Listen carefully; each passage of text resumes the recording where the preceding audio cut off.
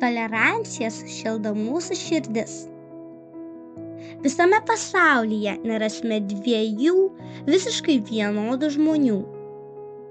Mūsų skirtumai daro mus unikaliais. Išmokime neatstumti nei vieno žmogaus dėl to, kad jis yra kitoks nei mes.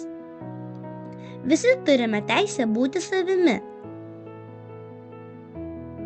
Tolerancija yra raktas į geresnį ir gražesnį pasaulį.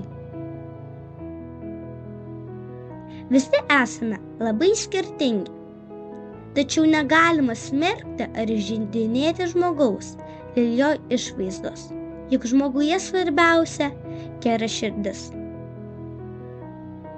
Žmonės turintys negalią dažnai sulaukia gailesčio arba patyčių. Tačiau jiems labiausiai reikia tolerancijos ir priėmimo.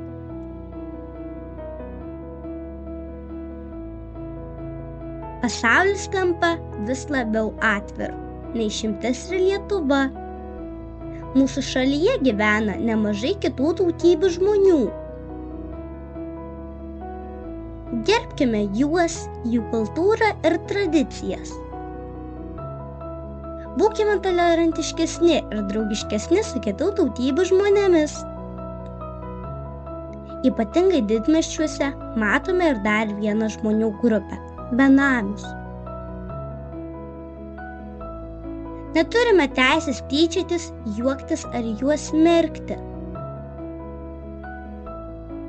Juk nežinome, kodėl būtent taip susiklostė jų gyvenimas. Nereikėtų žmonių skirstyti ir pagal socialinį statusą.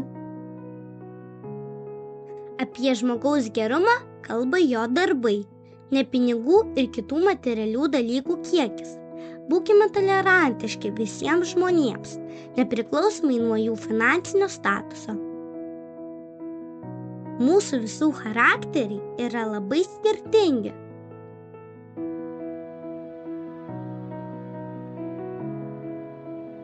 Esame tylūs, ramūs, jautrūs, uždari, atviri, lėtesni kalbos ir turintys daugybę kitų skirtingų charakterio savybių. Išmokime tai priimti kaip kiekvieno žmogaus išskirtinumą ir unikalumą.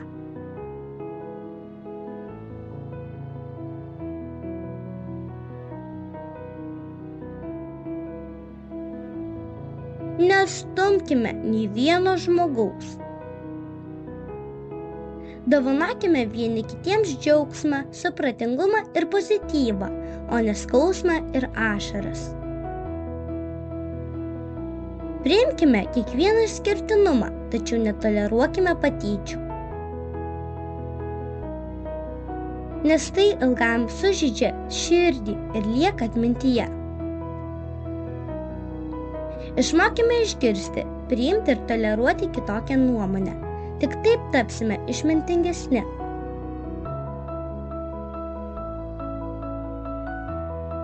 Ar žinote senąją indėnų legendą apie du vilkus? Kiekviename žmoguje gyvena ir nuolat kaunasi du vilkai – baltas ir juodas. Juodasis vilkas minta pykčiu, baime, liūdesiu, egoizmu, neapykanta, pavydu, išdavyste, skausmu. Baltasis vilkas minta tolerancija, meile, harmonija, darna, gerumu, laime, džiaugsmu, gėriu, supratingumu, atjauta, viltimi, taika ir ramybė. Kiekvienas žmogus pats maitina šiuos vilkus. Kuris vilkas nugalės, sprendžiame tik mes patys.